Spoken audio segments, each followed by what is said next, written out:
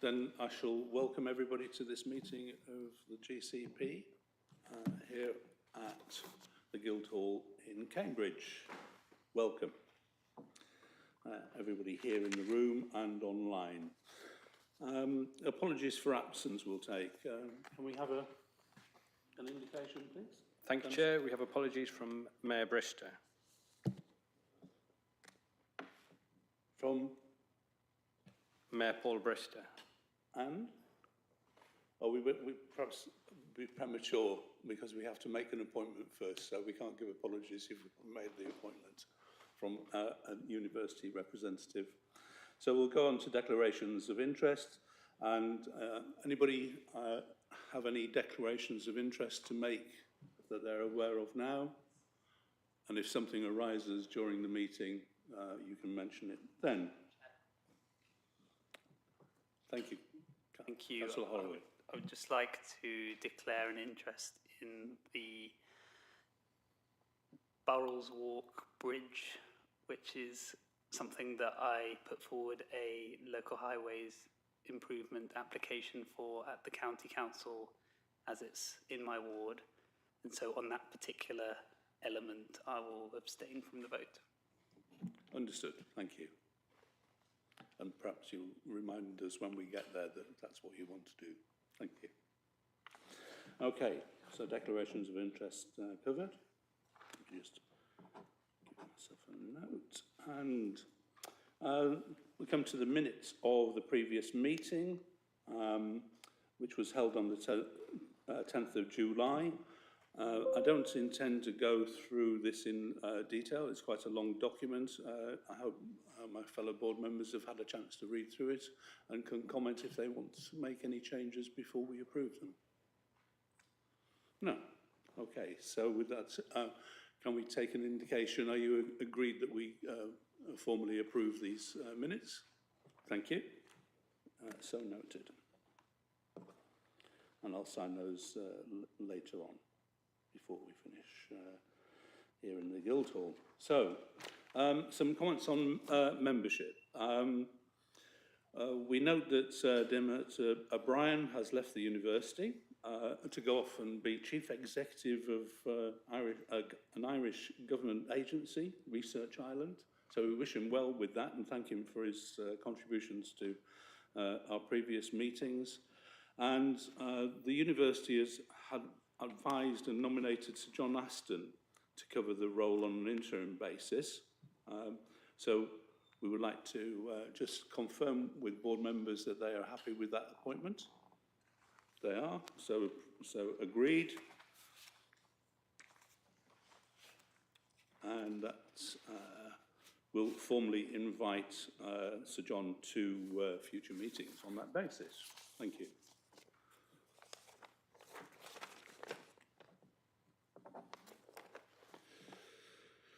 So, questions from members of the public. The chair, that's me, notes that there is a public question on agenda item 9, the Greenways overall programme update, and the question has been published on the website and sent to members of the executive board, and we'll put the question at the start of the relevant agenda item.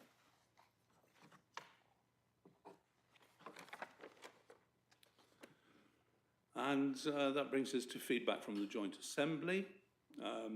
And we welcome Councillor Simon Smith as the chair of the Assembly.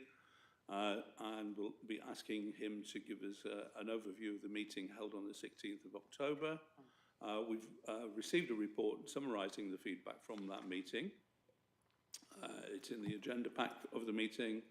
And I would like to thank Councillor Smith for that report. And I will ask you if you would like to present it in whole now or as a comment on each item as we get to them. I think it would be more appropriate to speak to it as we come through the items, Chair. That's our usual practice, so happy to do that. Thank you.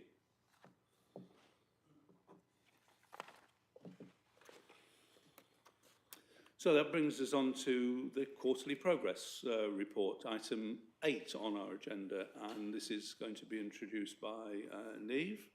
And what we'll do is on our normal procedure, which is to receive the officer presentation, look for executive board feedback, and have a debate, and invite comments as discussed with the Assembly. So I invite Neve Matthews, Assistant Director Strategy and Programme, to introduce the report.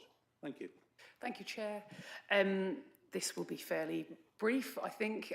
There are no specific recommendations aside from the board being asked to endorse the multi-year budget strategy as well as £370,000 to sustain the SMART programme for the next 12 months. Grateful that Tom Kelly's here, Head of Finance at the County Council, to support us during this item. Aside from that recommendation, as I said, there's the normal progress update across each of our work streams, on which we're very happy to take any questions that the board might have. Thank you, Chair. Thank you. Board members, have you got any comments or observations on the report? And Simon, shall we take a view from Assembly first? Sorry, I did just say that we would do that, and so please, off you go, Councillor Smith. Thank you, Chair. In respect to the budget strategy, there was a challenge around the small amount of additional funding for the SMART programme, but I think most members of the Assembly recognise the value of that programme and requested that further information be reported to the next meeting of the Assembly on the benefits of this work stream. So members can be left with no doubt of the high value that's added under this programme and the innovations that are flowing from it. There was a question about the potential impact of borrowing in respect of forecast cash flow, but once again, work's underway on that funding issue, and there'll be a further report on that to the next meeting. And there was a question raised about the impact, and it's related to the point about the cash flow, the impact that the decision on Hartring may have on future Section 106 income. So that's it on budget. Right, thank you. So yes, I'd like to just pick up on that SMART programme and the leverage that we've got there.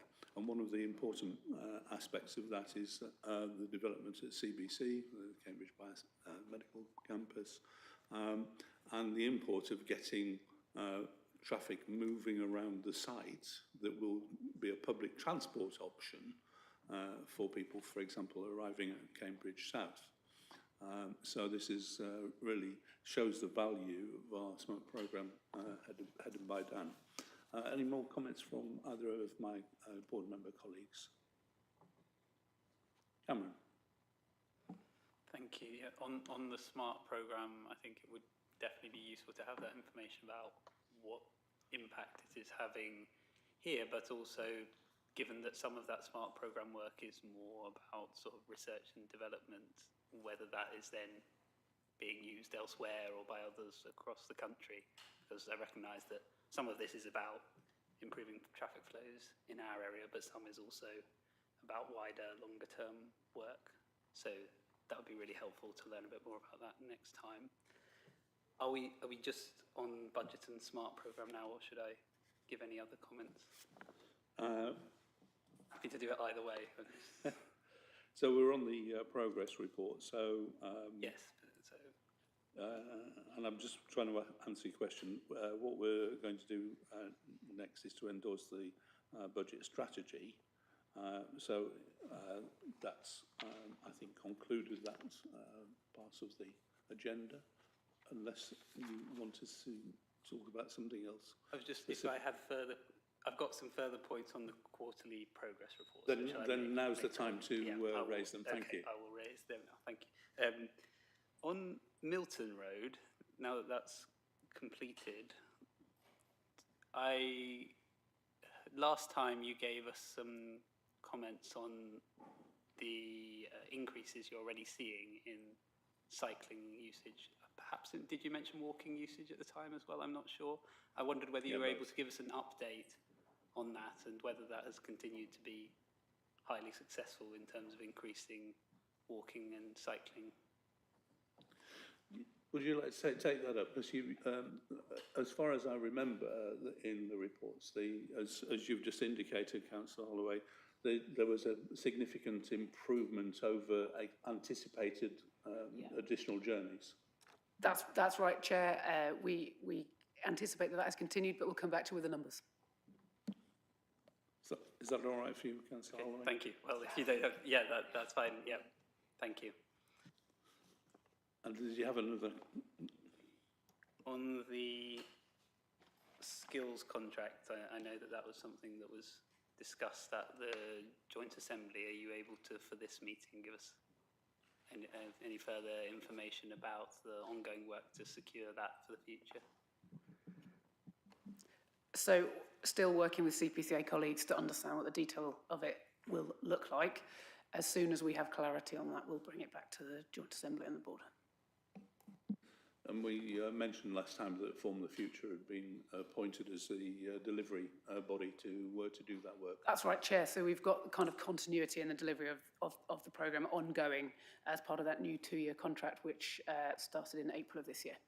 And I see our former member of the board here, Andy Neely, is now a director of Form the Future. My understanding is he's joined the board, yes? Yes. Yeah. Thank you. Great. Okay. Anything else? Lorna? Cameron? And Simon Smith? Yeah, so it's the work streams in the quarterly report, progress report. So on transport, there were 3 issues that were discussed by the Assembly, all very positive and supportive. So on the Chisholm Trail, members were asking when the final phases can be brought forward. Peter gave an explanation, I think Thomas gave an explanation as to the problems with resolving access and so on from the railway operator. But every effort has been made to make sure that this work can be brought forward. An interesting point arose about the question of induced demand. So when the Chisholm Trail was envisaged, there didn't exist, but there wasn't a cycling route available for you to be able to demonstrate the demand or the usage. So there must have been a forecast, but now we've got the thing in place, and therefore we can do a proper count of the actual use of the cycleway. And this is able to demonstrate, how accurate was the forecasting, but what's the extent of the induced demand because a new route exists. And I think this is a really important point when we're looking at the greenways, where there's little evidence of usage at the current point, but when you actually provide a usable route, then you have the induced demand. And I think that's a really important point, because what we're trying to do is promote modal shift. Yeah. And when you make safe provision that shortens journey times and makes it safer, and through cycling through clean air, there'll be a lot more demand. And so this is the case that perhaps the officers could research and come back with some data for us to observe what the induced demand had been. And the other points were basically relating to the Waterbeach station, which is a recurring item for the Assembly, and good progress has been made with bringing forward the planning applications for the station. And the other point was around the greenways and a request for more data, better presentation of progress against that programme, because again, once again, the Assembly members are very hungry to see positive progress made and with the delivery of that programme, which is at the moment the centrepiece of the GCP's activities. So there were the points on transport. And on skills, a similar sort of positive message, saying that actually looking forward to what's going to happen beyond the next 2 years, and we were assured that discussions are underway with the CPCA on that. And I think that's the substantive comments that were made by the Assembly on the progress report. Thank you. Thank you very much for those comments. And you know, at the heart of what we're doing is modal shift, as you say, and it's really quite gratifying. The work that we're doing is encouraging beyond our expectations the amount of additional journeys that are being made by foot or by wheels. And self-propelled wheels at that. So we look forward to hearing how that is progressing. I don't know if you want to make any comments on any of the comments Simon has just made. Just two quick ones. So in terms of the progress with greenways, the metric which we missed in the Assembly report, so we pleaded mea culpa and were suitably grilled by the Assembly, but it's now in your report, Paris 6.5, outlines the 150 kilometres, how much have we completed, how much is currently in construction, what's in design, and that will be a metric that we'll update at every meeting.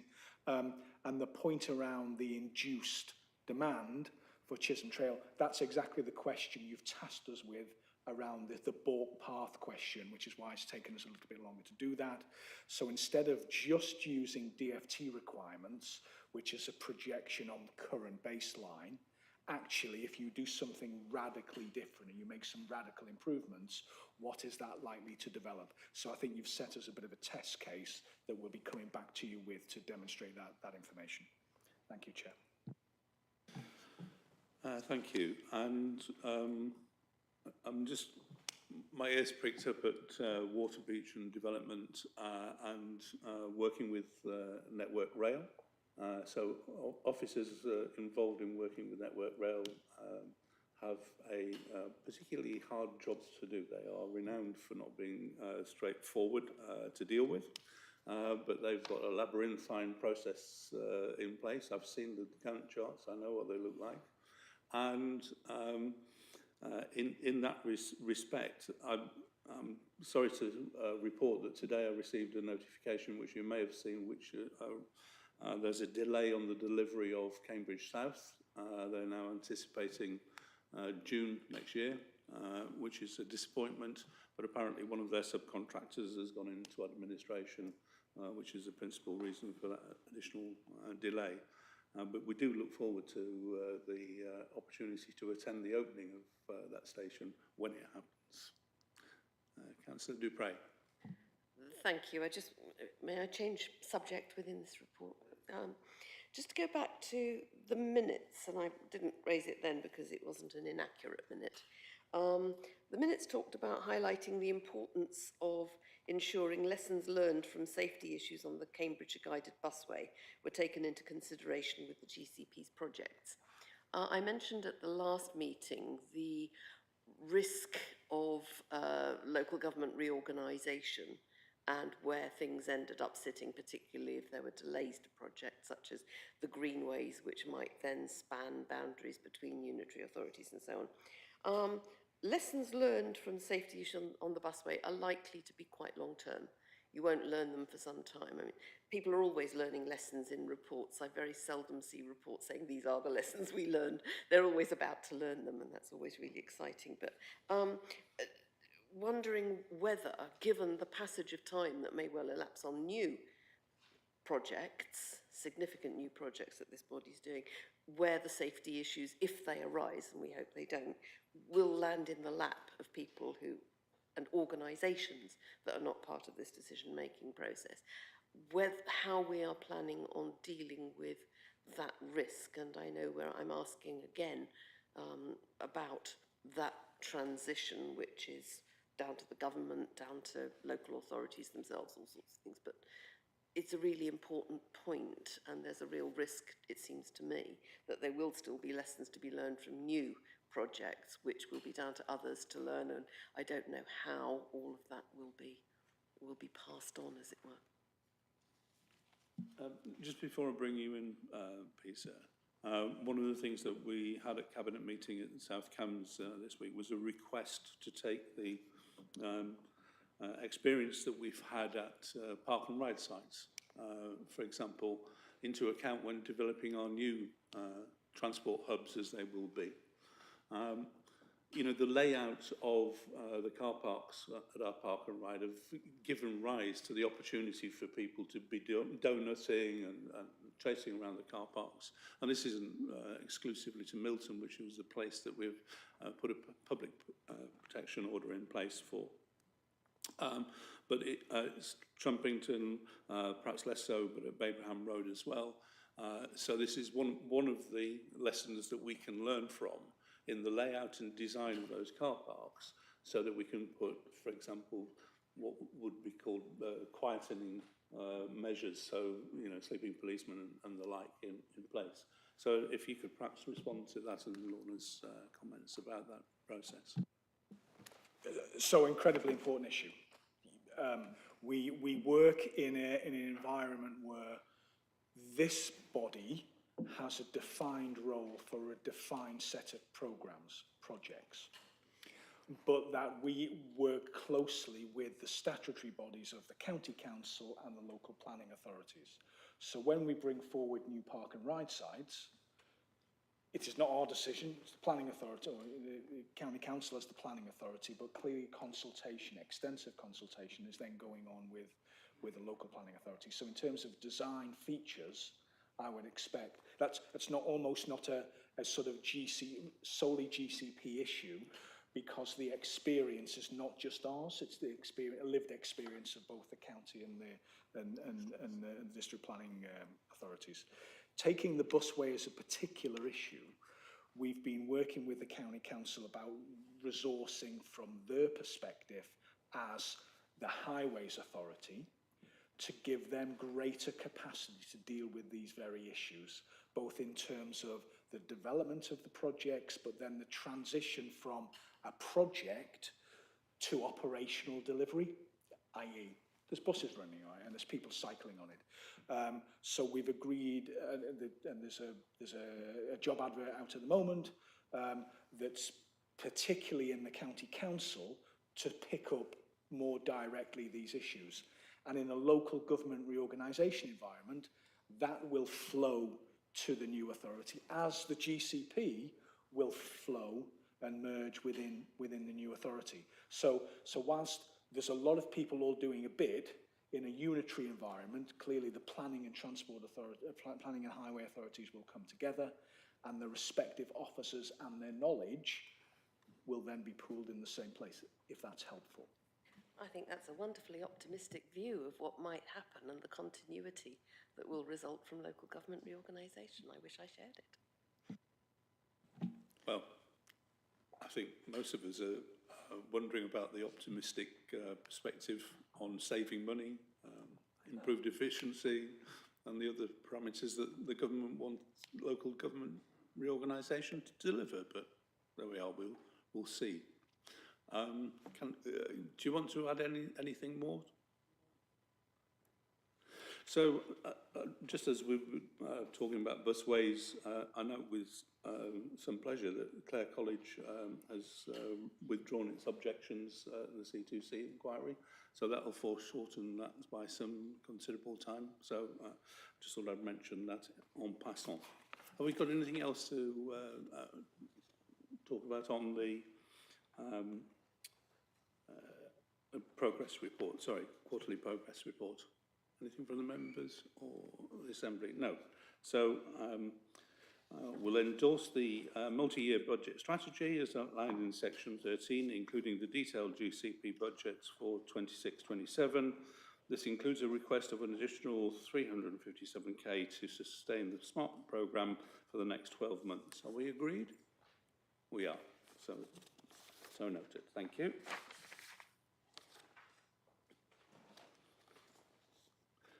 So that brings us to item 9, which is the GCP infrastructure programme biodiversity net gain approach. Can I just ask, you seem to be operating on different numbers to my agenda that I downloaded. Oh, I'm sorry, I'm using my chair's notes here rather than Right, the okay, agenda item. Biodiversity is item 8 in the published agenda, as far as I'm aware.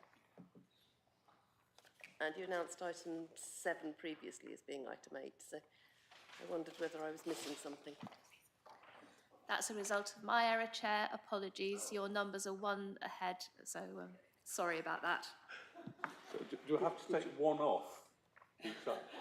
Okay. Thank you for pointing that out, and I'm sorry that I wasn't consistent with the version of the agenda you had. Anyway, it is the infrastructure programme for biodiversity net gain. It's going to be presented by Neve Matthews again. We'll do the same thing. We'll have representation from partner body representatives, response to the representation, receive officer presentation from Neve, joint assembly feedback, and then we'll have a similar debate. So if I can invite, first of all, Hugh Clough. I don't know if he's online or he's online. There he is. Thank you. If I'll just remind Councillor Clough to speak. He has up to 3 minutes. And Councillor, the floor is yours. We can indeed.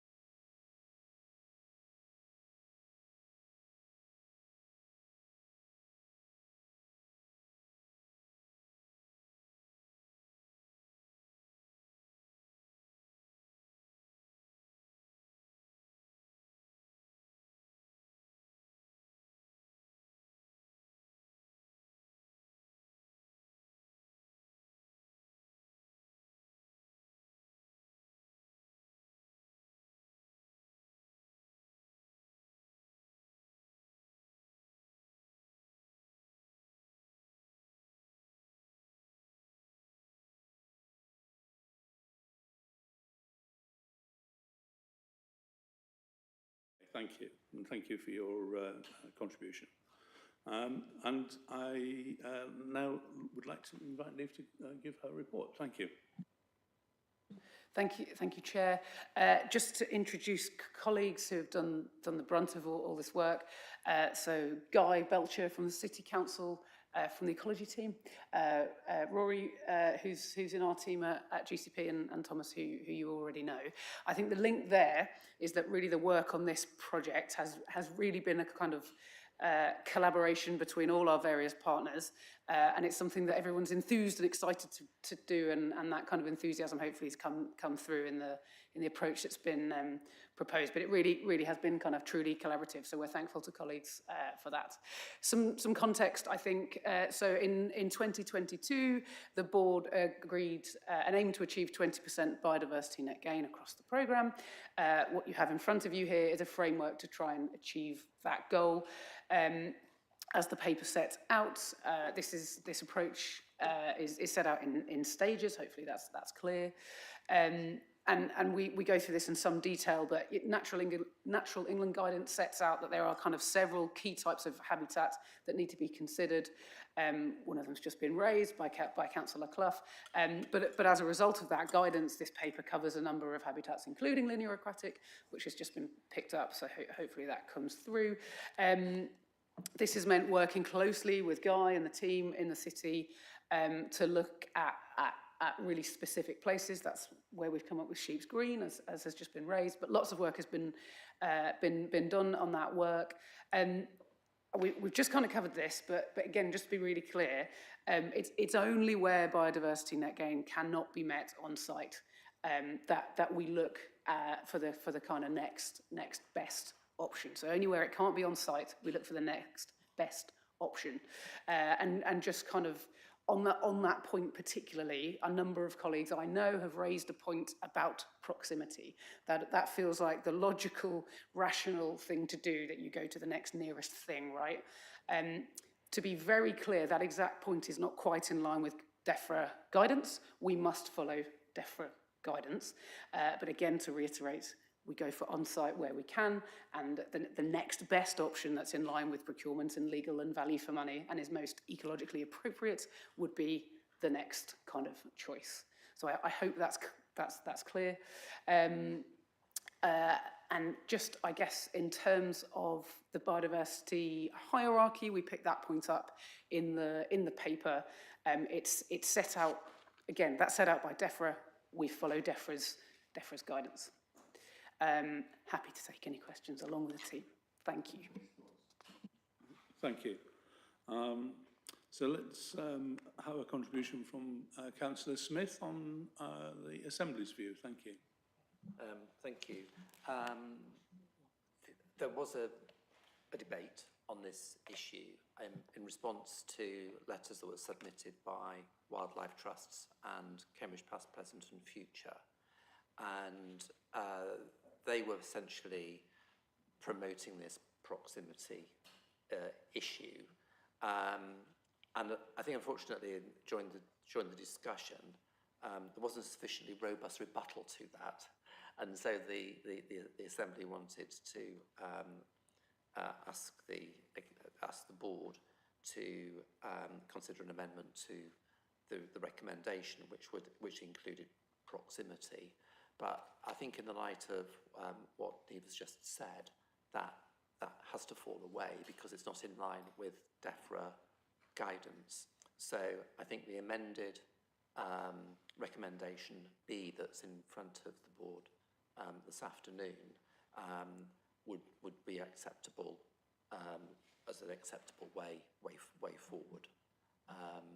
And I think that, and I think the other point that they were basically wanting to be made was that the procurement, well, basically, the procurement would be in line with the obligations under the Act and value for money. So that in summary, is the feedback from the Assembly. Some of it works, some of it doesn't. And I think we've arrived at a solid recommendation that's in front of you at B in the set recommendations. Chair, thank you. Yes, thank you. And I to recall at the District Council, and trying to get our procurement people to allow travel miles to be taken into consideration, and we couldn't do so, which was very frustrating. But there we go. Excuse me, fellow members of the board, have you got any contribution on this item? Lorna? Thank you. Just to say I'm very pleased with this report, and I think the emphasis on the hierarchy is very, very important indeed.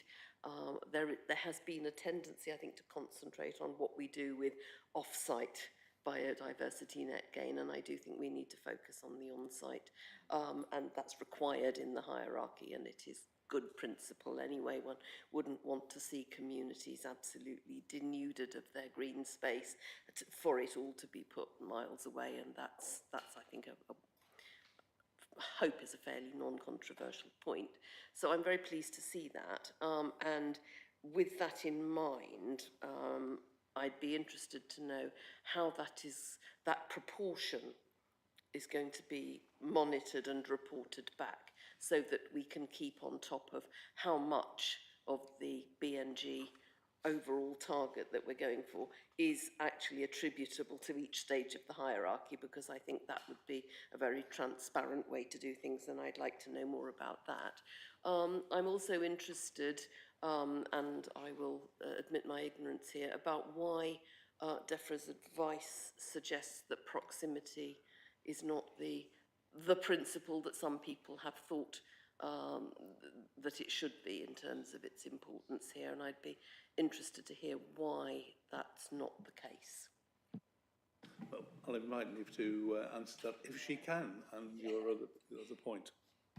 Thank you, Councillor Dupre. So just to pick up your first point, or first couple of points, so we will be able to show in the metric that we will continue to feed back publicly the split between where we're meeting the requirements, so that will be shown. Finger in the air right now, what we're expecting, and this is subject to further due diligence, probably about 90% will be on site. That's roughly what we think at the moment.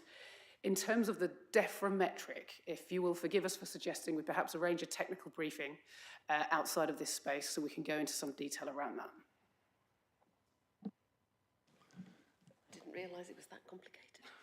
Well, I think one of the things that we've referenced here is the requirement to obviously audit the land that will be taken.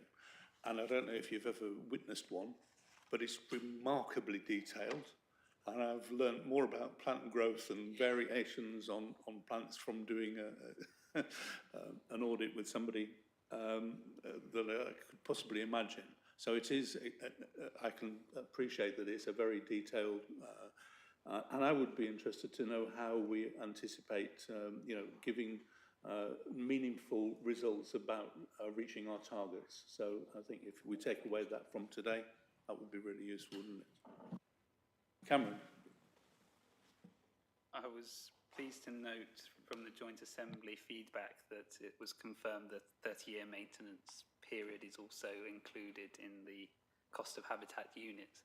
One of the challenges that we often receive from the public about biodiversity net gain is that where there is a loss of existing habitat, they feel that it may be that the wildlife that is present there may not return to the new habitat, whether that's on or off site. So can you give us some reassurance about the work that takes place, whether that's off site? It's a bit of a different story because you will be already using places that have their own habitats and have their own existing wildlife probably. But so if people are worried about, for example, a hedge gets chopped down, the birds and other animals and wildlife that are in that hedge go away, perhaps. Will they come back, or will they? How is that factored in to the biodiversity net gain work, and how is it functioning so far in the biodiversity net gain that has been a part of the programme to date?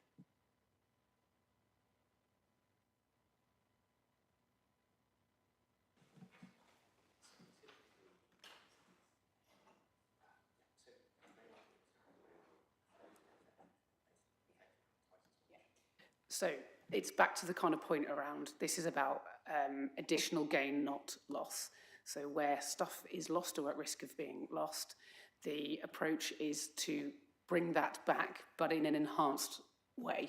So I think the simple answer to your question is yes. Yep, please. And is the evidence then that the wildlife does return to that new habitat and that does work? Yeah, so but we can cover it in the technical briefing, how that question is addressed. we probably don't have any immediate local examples because we haven't got the 30-year span yet that it will take to deliver the kind of full set of feedback. But what I think we can do in the technical briefing is explain just how that might work and perhaps look at some examples outside of this area directly so you can get a sense of how well it's working. And I think from my perspective, one of the things that we have is an issue with public perception about this process. So I had a local example where, for safety reasons, hedging had to be removed.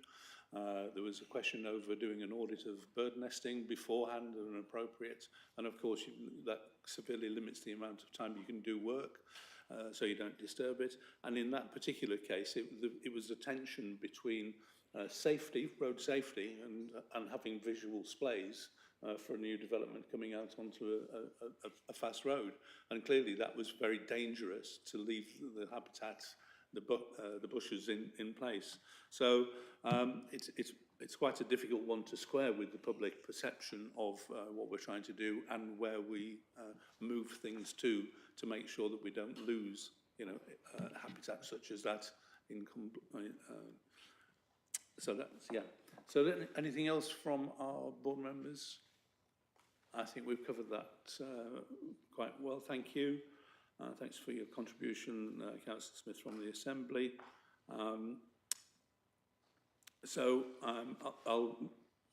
We have the written recommendations A, B, C and D in the agenda item, or item 8, I think.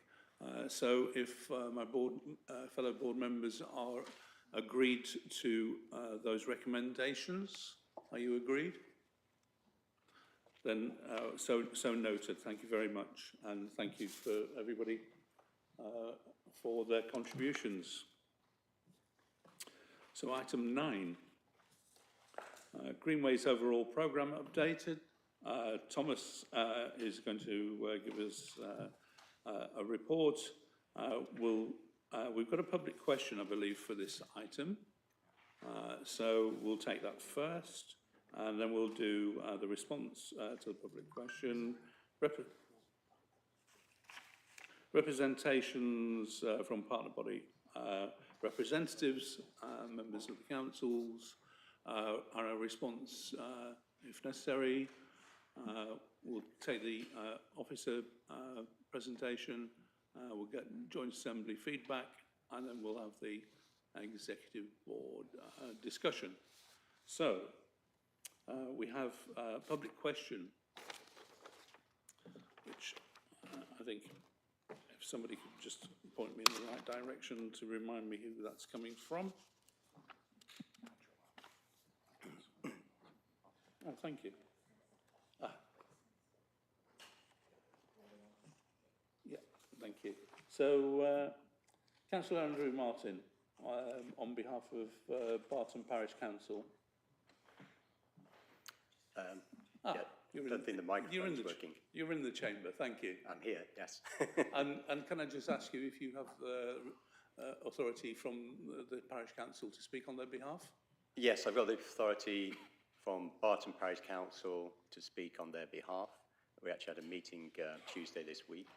And also from Councillor Chris Morris, who's our County Councillor, and our South Cambs District Councillor, Lisa Redder. Thank you. So this really refers back to our County Councillor, Chris Morris, who asked, as our local representative, for an additional raised table and crossing at the west end of the village. Unfortunately, at the Joint Assembly meeting, he was not present, so couldn't present the question directly, so the question was read out. So I've come back really just to put some context behind the question and to ask it again, with the context and the backing behind it. This concerns part of the Greenway scheme along Comberton Road. Comberton Road.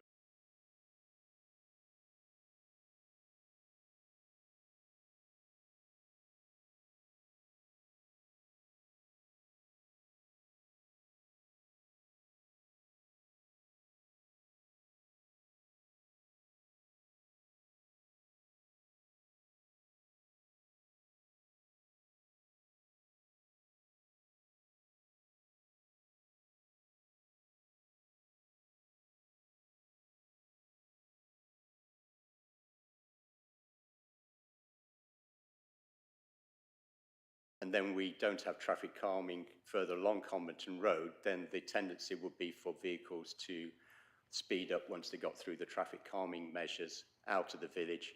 And also coming into the village, we've got a 40-mile-an-hour zone going into a 30, so we know that there's speeding going on that section as well. So that was the context behind that. So the 20 miles an hour was extended out additional traffic calming measures. So this was brought up again in May, and then we went through the process of having a public meeting, parish council meeting, and asked Chris if he could pose the question. So if we go to the slide where it's showing the edge of the village, where we've got 40 miles an hour between Comberton and Barton, you can see that you've got high visibility. Can you go back to the slide 30, please? That's it. High visibility, 30 miles an hour.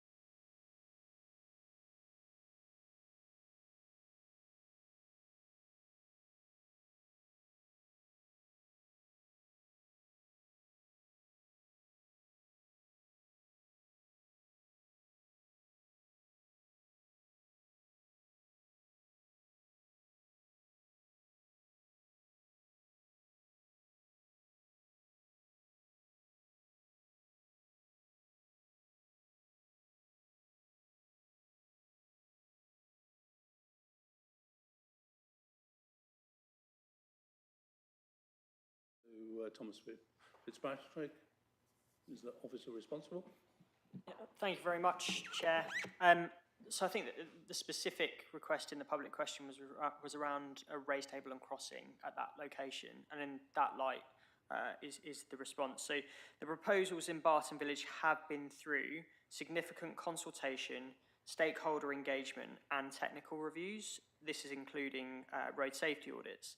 The design has been carried out in accordance with the Executive Board agreed scheme. In terms of adding this crossing or additional work at this stage, it will require both additional time and budget within the project to be looked at. As we stated at the Joint Assembly, we're happy to work with County Council colleagues to see whether this could fit within one of their programmes, and would suggest the parish to look at opportunities such as the Local Highways Improvements Programme. Although we appreciate the data collected by the Parish Council, which was later on in the slides, the GCP has not yet completed the works in Barton Village. After these are complete, we would do the next stage of Road Safety Audit 3, to ensure our works are operating as planned, including adherence to speed limits that are put in. Thank you. So it may not be the answer you were hoping for, but certainly the LHI option is something that you might consider, and clearly there's more work to be done on the audit. Is it possible for me to respond?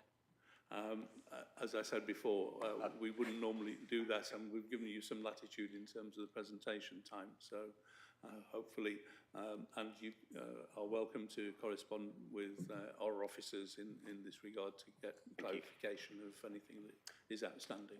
Okay. Thank you for allowing me the time. No, thank you for coming and making the presentation.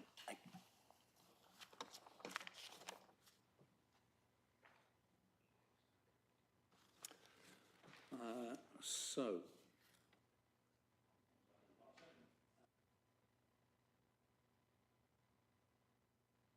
Hugh Clough and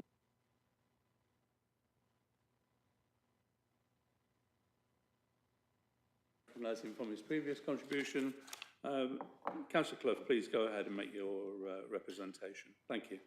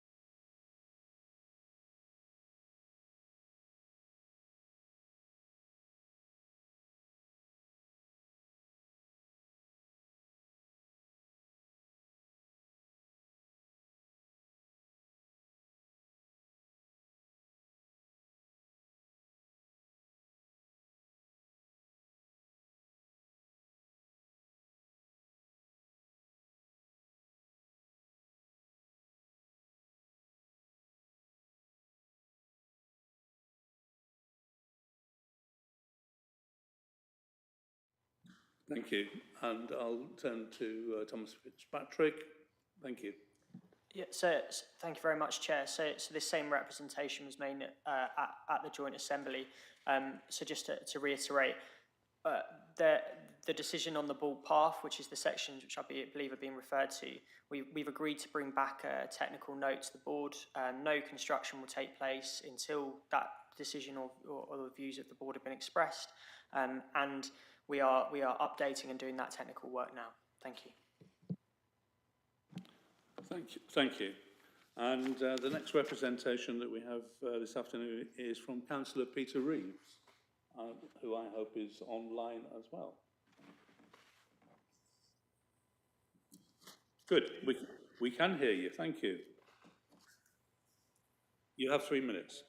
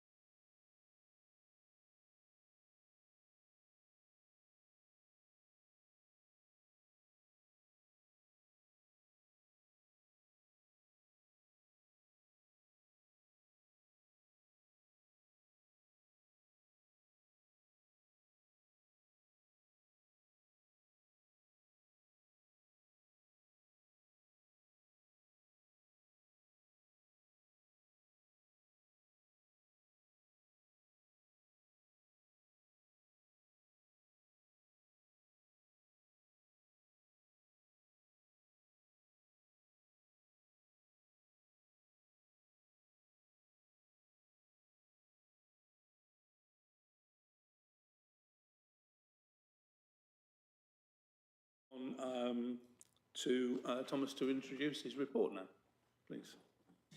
Thank you very much, Chair. So this paper gives an oversight of the Greenways programme, including highlighting the work that's been done to date and the planned work during 2026, which you can see in the section from 4.1. It then goes on to 4 specific points, which we are asking the board about. So on the Barton Greenway, when we first kind of came to the board on this as a response to the traffic regulation orders, we asked the board to remove a crossing on the new road, King's Grove Junction within the scheme. We removed that in October 2024, but following further feedback from the parish and residents, we're now proposing to reincorporate that. It was already included within the original budget, so there's no budget request to put that back in, as it were. On the Swaffham Greenway, following work with local councillors, it's proposed that the Greenway's work substantively finishes at the entrance to Swaffham Bullbeck.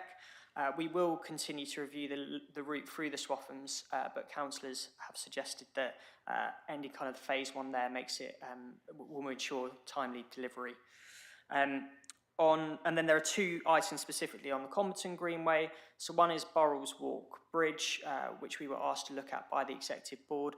We're very close to having a design complete for that, and what we're asking to do is to go out and engage on those designs in the new year. And then lastly on Sidgwick Avenue, we highlight kind of the previous response to the traffic regulation order we put in and update that we will be coming back in March with a plan for what to do on Sidgwick Avenue. Thank you. Thank you.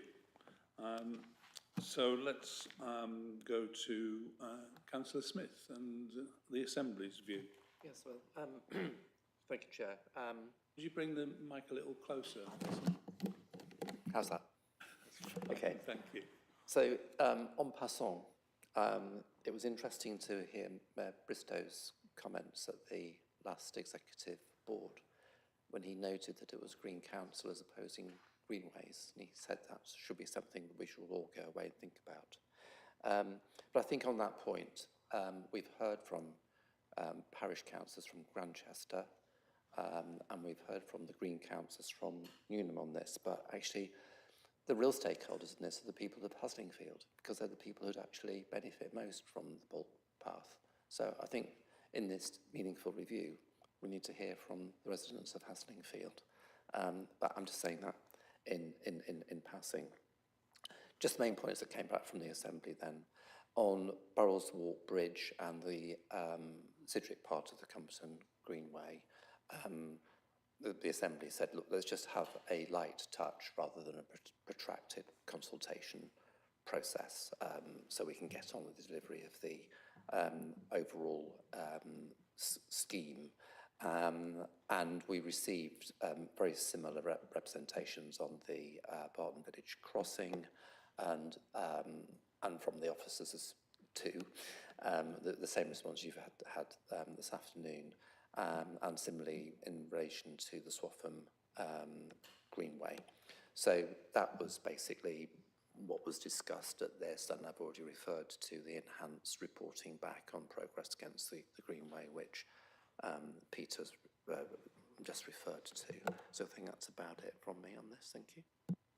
Yes, thank you. And yes, we had some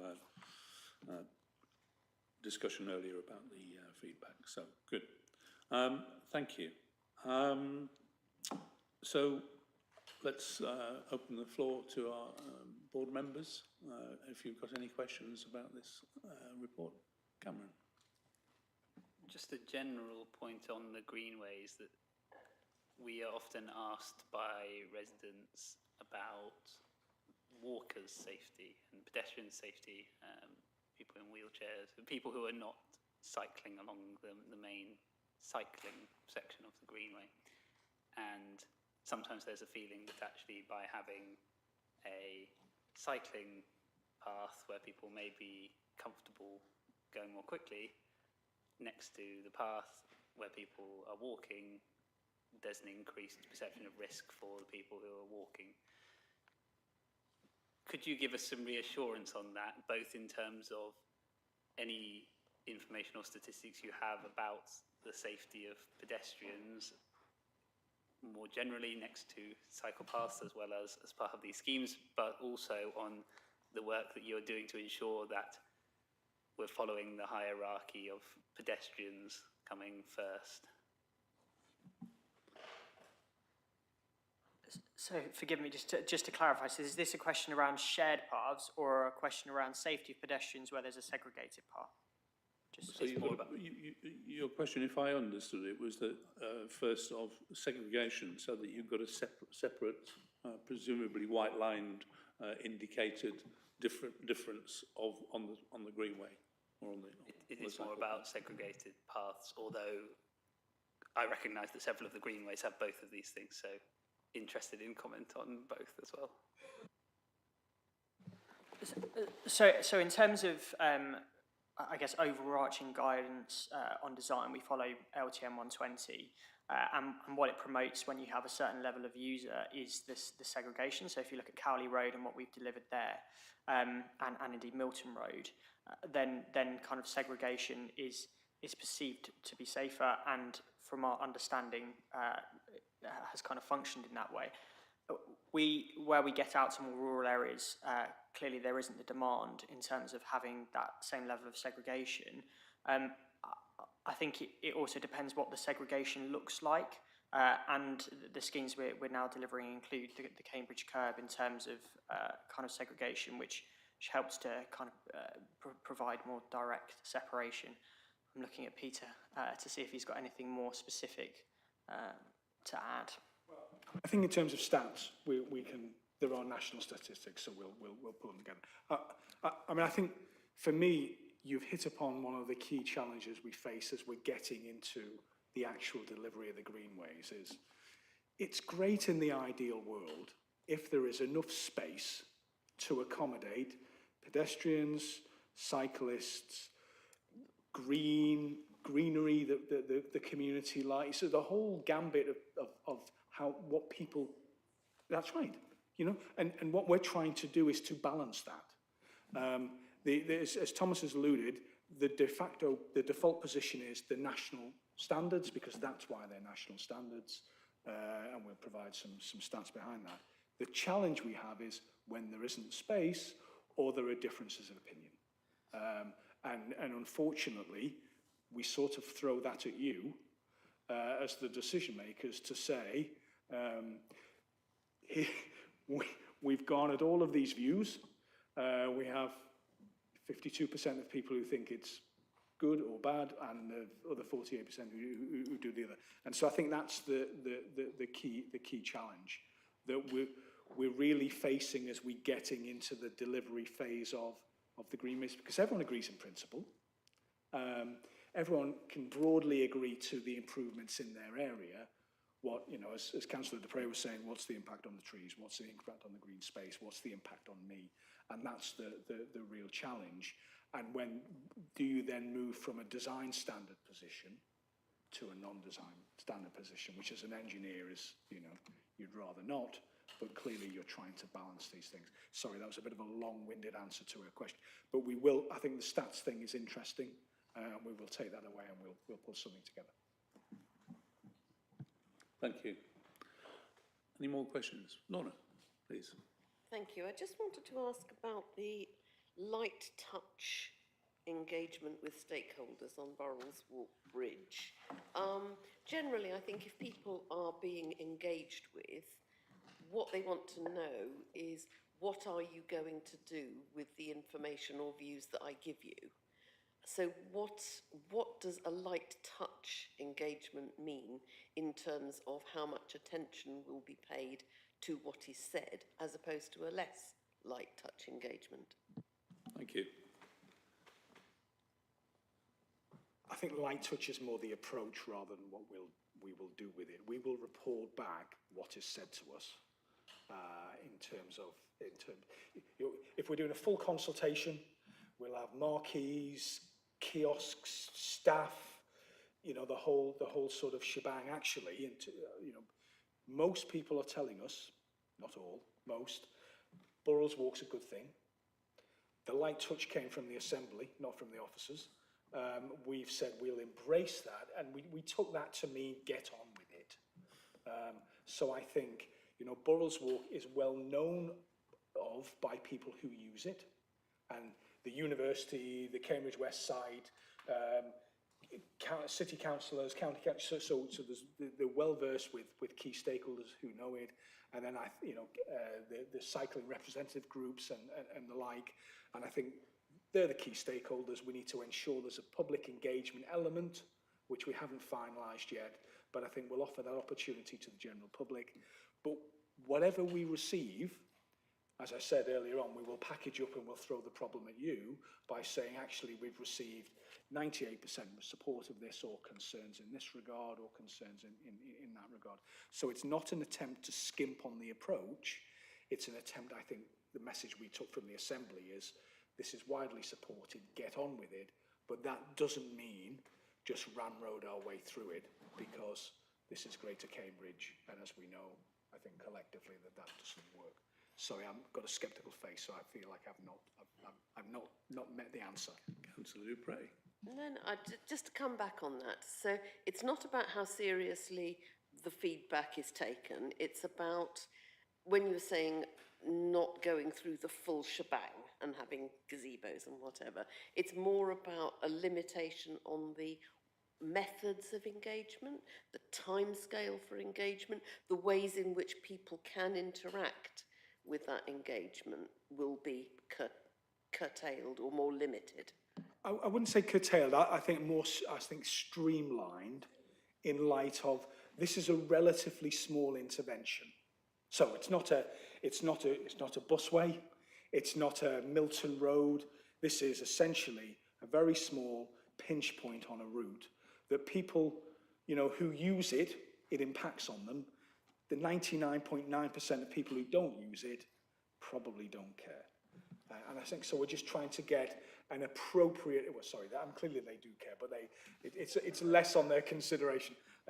So I think we're just trying to get the right balance in terms of what that engagement looks like. Councillor Holloway. Yeah, just to add to that and give a bit of context, it's a single small bridge. It is a very heavily used bridge, but it is one single bridge, as opposed to, say, a whole greenway or section of greenway. And the work that I referred to when I declared my own interest in this was some initial ward work that I carried out along with some colleagues, just getting people's views. We had a little consultation that we had to submit as part of the Local Highways Improvement Scheme application.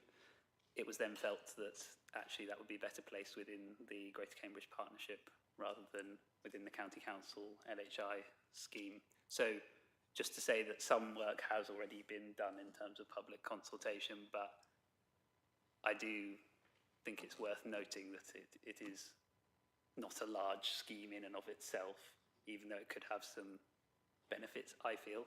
However, as I say, I'm going to keep myself out of this vote. Just wanted to provide some context.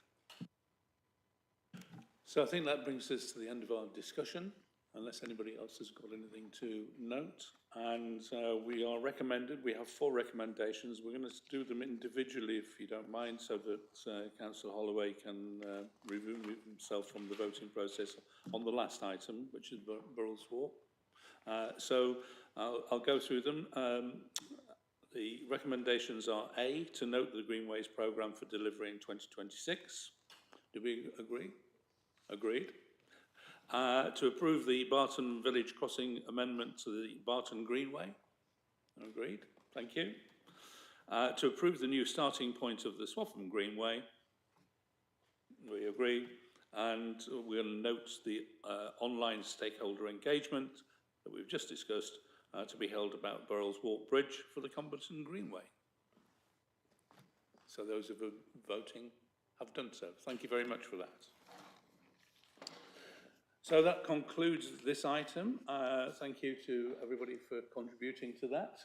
And just to state that date of future meetings, which is item 9 on our agenda, and we'll note that the next meeting will take place on Thursday, the 5th of March, which seems to be quite a long time away, but we've reduced the number of meetings we're having, so consequences of that. So, see everybody then, and in between times, I'm sure.